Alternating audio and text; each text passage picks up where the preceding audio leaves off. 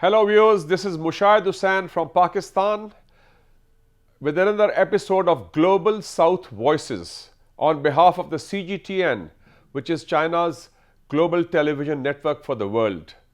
And Global South Voices is a flagship program of the CGTN which focuses on issues pertaining to the Global South with a different perspective, as the Global South is today the world's majority and a place which is driving globalization and development. In today's show, we will be focusing on a very important part of the Global South, the dynamic and the developing region of Southeast Asia. Grouped together, ASEAN, Association of Southeast Asian Nations. And ASEAN is now today one of the most cohesive regional organizations promoting trade, investment, connectivity in the region. And this year also marks, in fact, April 1955 marks 70 years of the Bandung Conference, which also was focused in this region, hosted by Indonesia, and which was the precursor of the non-aligned movement and also what we now call the Global South. The context of our program today is the upcoming visit of President Xi Jinping to Malaysia, to Cambodia, to Vietnam. And Malaysia this year is also the host of the ASEAN Summit with the theme Inclusivity and Sustainability, and as chairman of the ASEAN. We'll start our show with a lead commentary and a lead discussion by a very eminent speaker from Southeast Asia, a very prominent public figure of the Philippines, a political leader of a lot of respect and standing, Francis Manglapus. He has been chairman of the Lakas CMD, which was the ruling party of the Philippines once. He has been also Secretary General of the CAPDI, the Centrist Asia Pacific Democrats International, in which capacity he has an outreach with centrist political parties all over the world. So over to you, Francis Manglapus, for your lead commentary on ASEAN. And then after your commentary, we'll introduce the other guests and take the discussion forward. Thank you. My pleasure to be participating in Global South Voices, China Global Television's flagship show for the Global South, especially since the show today focuses on ASEAN and the upcoming visit of President Xi Jinping to Malaysia, Vietnam, and Cambodia. In this context, ASEAN and China have developed a close relationship, being each other's largest trading partner for the 5th consecutive year. ASEAN-China trade in 2024 reached almost $1 trillion. And with the ASEAN-China Free Trade Zone helping to propel this trade volume, China's exports to ASEAN exceeds those to the United States and the European Union. Now, as President Xi Jinping prepares to visit Malaysia, Vietnam, and Cambodia, we are reminded of ASEAN's evolving position in global affairs. Investments through the Belt and Road Initiative have accelerated infrastructure development and deepened economic ties. From Malaysia's high-tech industries to Vietnam's booming exports and Cambodia's rapid growth, China's engagement with ASEAN is shaping the region's future. Asia today is a dynamic place where cultures, countries, economies are being interconnected through trade, tourism, culture, investment, and getting ready for new challenges like artificial intelligence. So the impulse for cooperation takes precedence over any other contentious issues. I would like to add that ASEAN is an integral component in Asia's quest for a new future based on connectivity and cooperation. An Asian approach for connectivity comes with an open mind and not limited to Asia alone or to other parts of the global south, but also having a broader outreach to the West as well. Since in this age of globalization and interdependence, we live in a multipolar world that needs a multilateral approach to collectively combat common challenges like climate change and poverty alleviation, and to open avenues for trade and investment, as no region or country can work in isolation in this interdependent world. Thank you so much, Mr. Francis Manglapus, for a very powerful opening statement. And I think you're absolutely correct that the economic miracle of Southeast Asia today is no accident. And it is the result of decades of sustained development, dynamism, initiative, talent and creativity, and above all what you mentioned, political stability and decisions taken through consensus, so that cooperation takes precedence over confrontation. Now I would like to introduce the guests which are going to be in today's panel to take the discussion forward. And we will have from Malaysia a very distinguished leader of Malaysia, and I would say he's actually a leader of the Muslim world also, because I've worked very closely with him in reform of the OIC about 20 years ago when Mr. Syed Hamid Albar, he was then Minister for Foreign Affairs. He has been Cabinet Minister of Malaysia for over 20 years, Minister for Defense, for Justice, for Home, and a very outstanding Foreign Minister. And then currently he is Chancellor of the Asia E University. Welcome, sir. And then we also have from Cambodia our good friend Mr. Susiara, who is the Chairman of the Foreign Affairs and International Cooperation Commission and Information Commission of the Parliament of Cambodia. He is also Vice Chairman of ICAP, the International Conference of Asian Political Parties, which is the largest grouping of political parties in Asia. And above all, I think he's also a rising star in Asian politics. Thank you, Mr. Yara. And we also welcome the distinguished representative from Vietnam. I will start first with Mr. Albar, and I'd like to also mention that for this show, we have had specific questions from journalists from the 3 countries which are represented in today's program. I would like to ask you, how do you view China's relationship with Malaysia?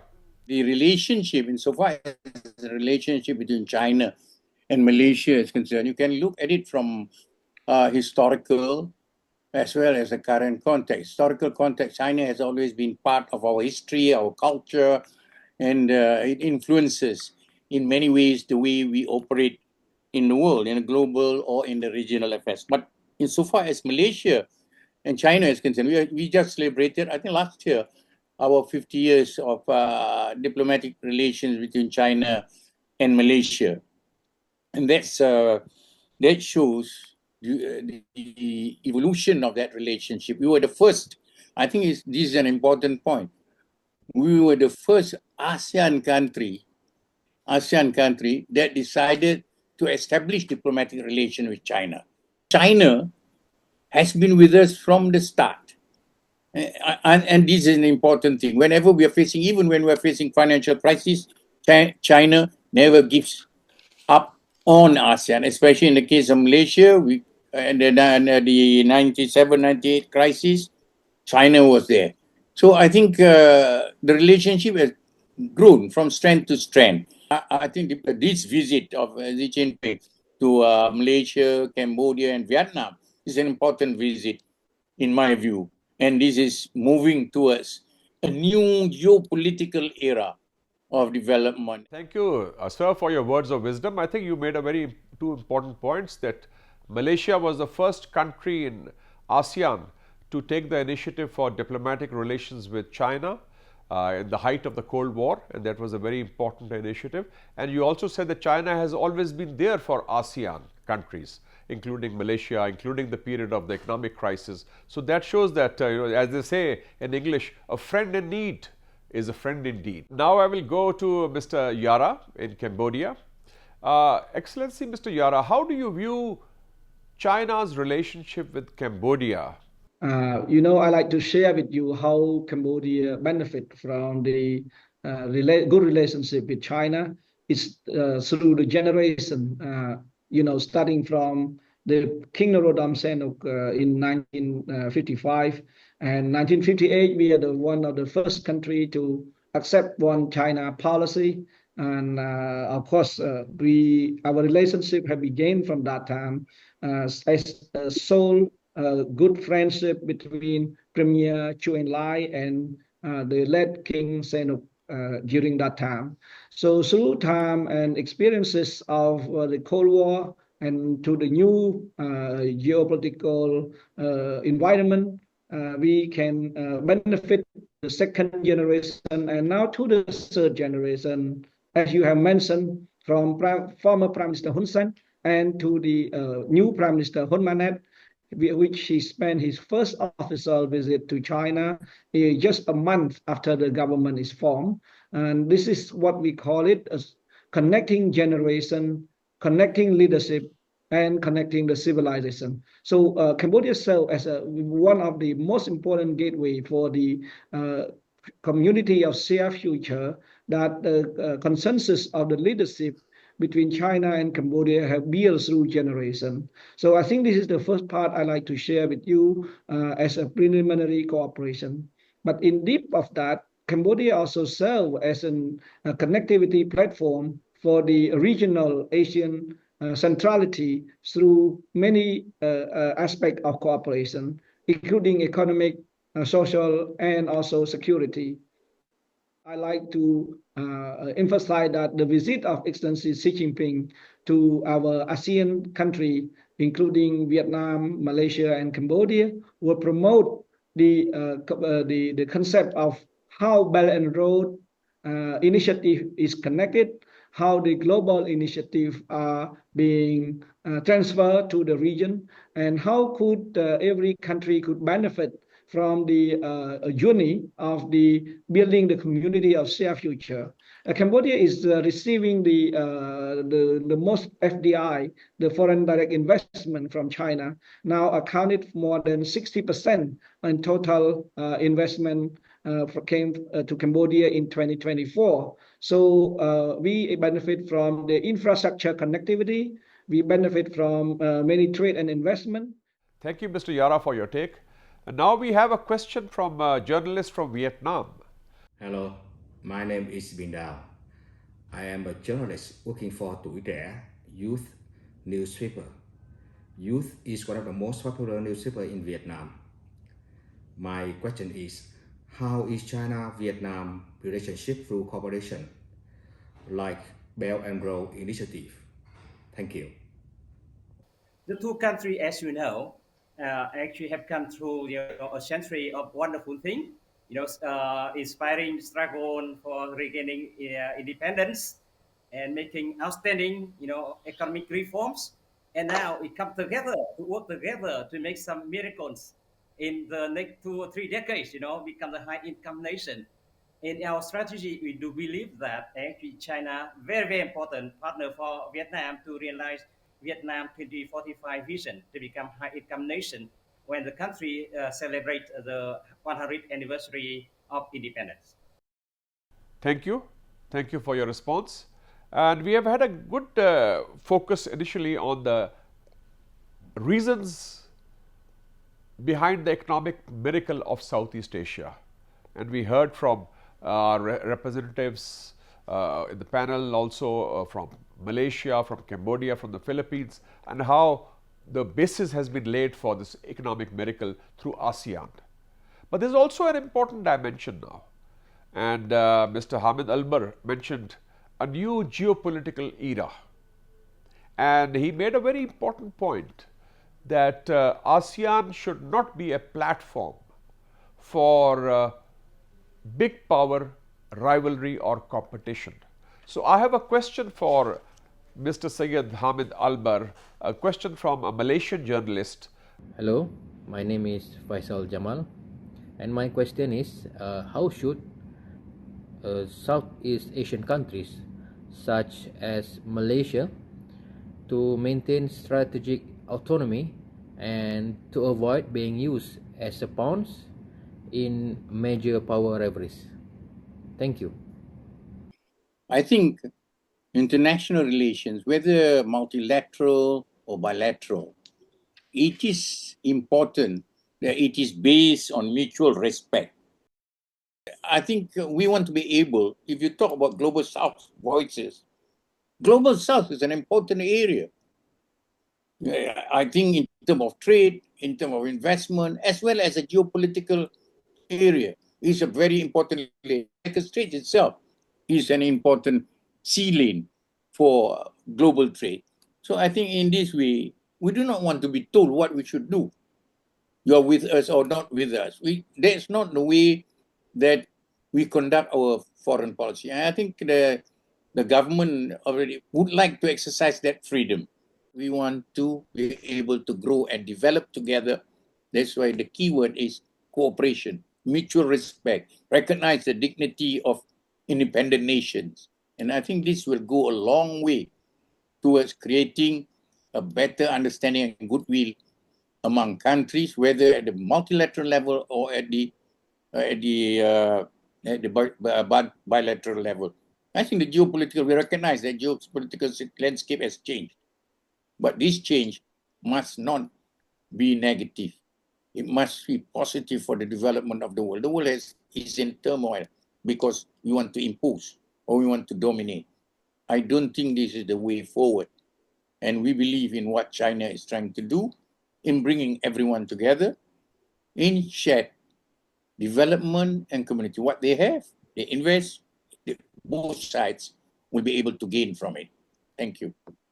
Thank you. I'd like to now move on to Mr. Yara, that in your view, as a country which has suffered in the past because of the conflicts, and you are, I think, quite a model in bouncing back with resilience and reconstruction. And I think your leader, Mr. Hun Sen, played a very big role in this, promoting this national reconciliation, because today we see Cambodia moving forward in a very dynamic manner. How do countries like Cambodia and other countries in Southeast Asia, they have to preserve their strategic autonomy in an age of turbulence and transformation? Thank you. This is important for a nation resilient, based on the resilience, based on historical experience, based on the human capital. We Cambodia, even we are small in terms of size, but we are not that small in terms of experience and knowledge. So at this moment, Cambodia is promoting the soft power, which is already empowered to the cultural asset that we have, and empowered to the experience that we went through to the difficult time. Cambodia experienced all type of political ideology, all type of regime change. So this experience, we could come up with a consolidated effort to promote and adopt the concept of the peace charters. So the peace charter, inspired from the Bandung spirit, we have committed to understand how do we prevent the conflict in the region? How do we make the responses and the goodwill of good officers to the conflict and mediate all this problem? And the third one, we also understand how we respond to this kind of the conflict and others regional competition. We try to be a very good balance, and we also support every initiative that complement each other, but not to promote the rivalry of any concept. So how do you see the future developing between China and the ASEAN countries in different domains, especially trade, economy, investment, in the world, as you said, of geopolitical changes? Syed Hamid Elbers. I think the most important thing now for us to recognize, China has become a major engine of the world economy. For us to ignore that is, I think, is rather naive. So if that is so, what are the areas that we can benefit from? This way we enter into very strategic and comprehensive relationship with China, covering all fields of development. And I think the most important thing in the case of China is willing to share and is willing to look at, because there is mutual trust. And I think there is there is no tendency, as we can see, to be domineering or hegemonistic. And so because of that, we feel confident that China, as being part of Asia, we want to cooperate very well. There are 3 East Asian countries that collaborate very well with ASEAN.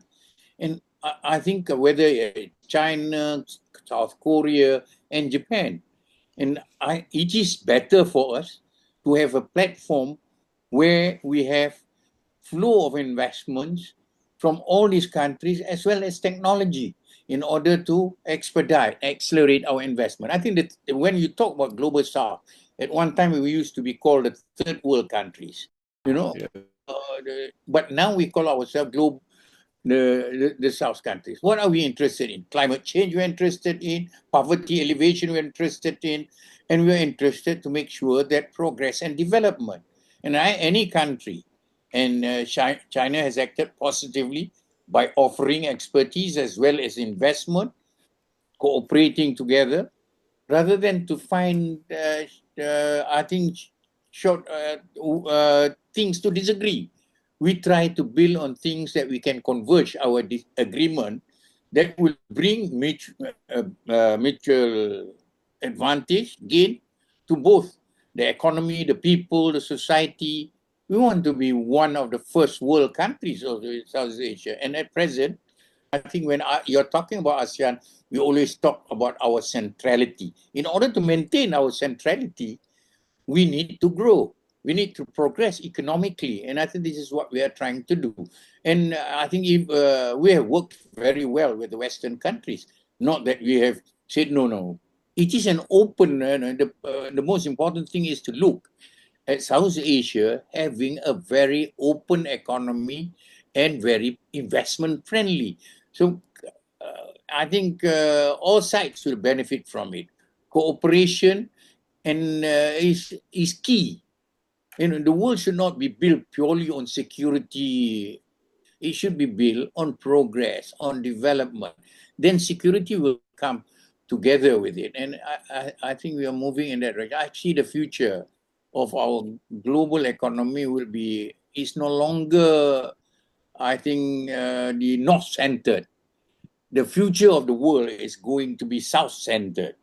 It's going to be in Asia. So let's adjust to this reality. If we adjust to this reality, if there is no, we stop competing in order to defeat each other, but instead we cooperate in order to bring benefit to each other, then we will be living in a better world where everyone will gain from it. Thank you. Thank you. I agree with your upbeat optimism that the world in the future is going to be South-centered. And I think already there's talk of the Asian century. And as you said, China is the engine of growth for the world economy, and China is part of Asia. So I think that point is well taken. Mr. Yara, there's a question for you from a journalist from Cambodia. My name is Keo Piseth. I'm a researcher. I'm doing the PhD in political science at Royal Academy of Cambodia. I'm also a Cambodian journalist in charge of politics. I'm so pleased to be here, and I got one question.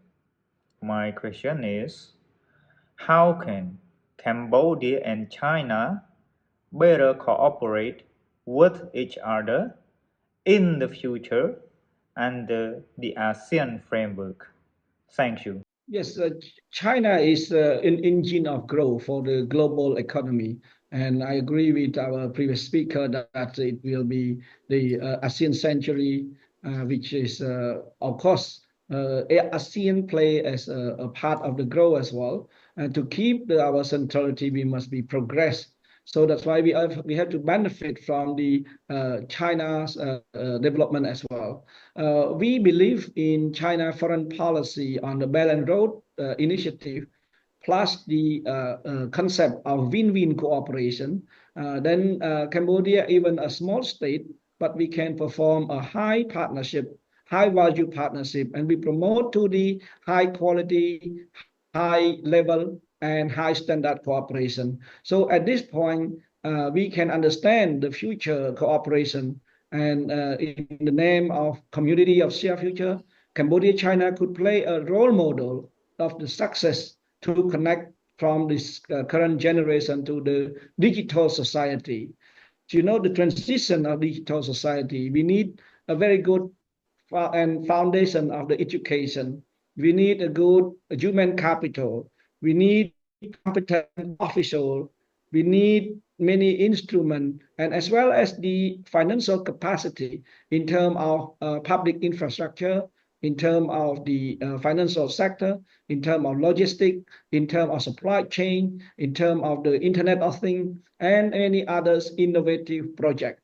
So at this moment, Cambodia will focus mainly on the industrial corridor that China share with us, and now promoting the connectivity in the Mekong through the Mekong Langchang Corporation and other many projects going through to the foreign direct investment, and as well as the exchange of the capacity building for the young people, and a good exchange of this program to these human capitals. We can increase further the accessible and affordable software that China has developed. It also provides a good opportunity for the country like in Cambodia and other countries in Southeast Asia. Thank you for your response, and this brings us to the end of this episode of Global South Voices. And I think that one of the key takeaways from the discussion today was how the world is being transformed, in which cooperation and connectivity are key, and China has now emerged as a pivotal player in promoting that cooperation with other countries, especially in Southeast Asia. And as Syed Hamid Albar rightly said, that we are heading towards a South-centered world. Already we are seeing the dawn of the Asian century, so that provides a very conducive environment for building bridges of cooperation in a host of areas, and I think I would say the sky is the limit. Thank you to all our distinguished guests that appeared today. Thank you all for your participation, and you can also find us on the CGTN app, on X, on YouTube, and on Facebook. And stay tuned to the CGTN, which is China's voice for the international world, and Global South Voices will continue to present its perspective on issues with a difference, since we represent the world's majority. Thank you for listening. Till we meet again next time, goodbye.